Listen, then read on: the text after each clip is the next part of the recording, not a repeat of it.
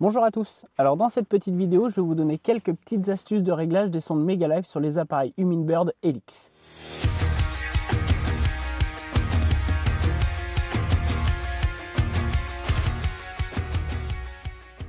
Donc depuis la dernière version de mise à jour, il y a quelques petits réglages qui ont changé. Donc dans le menu de la sonde live, la sensibilité et le contraste, donc avant on travaillait sur des plages qui étaient beaucoup plus serrées. Maintenant on va pouvoir travailler, donc que ce soit pour la sensibilité ou le contraste, de -10 à +20. Au niveau de la sensibilité, donc les réglages qui vont bien dans 90% des cas, c'est entre 10 et 20. Et pour le contraste, entre à peu près 10 et 14. Nous avons également l'apparition d'un mode automatique au niveau de la sensibilité et du contraste. Donc Humminbird a pris le parti de nous faciliter un petit peu la vie quand on est sur l'eau.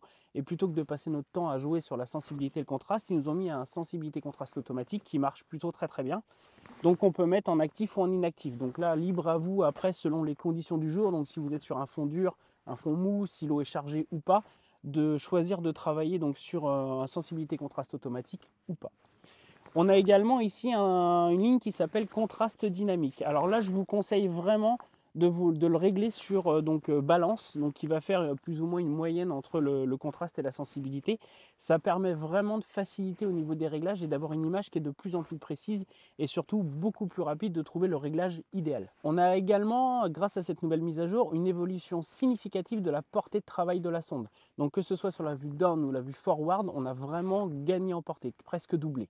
Donc ça, c'est vraiment super intéressant pour tout ce qui va être pêche pélagique ou même pêche en verticale dans les zones un peu plus profondes. Dernière petite chose, je vous conseille vraiment de travailler sur des échelles de profondeur en mode manuel pour éviter que l'appareil ne passe son temps à se caler.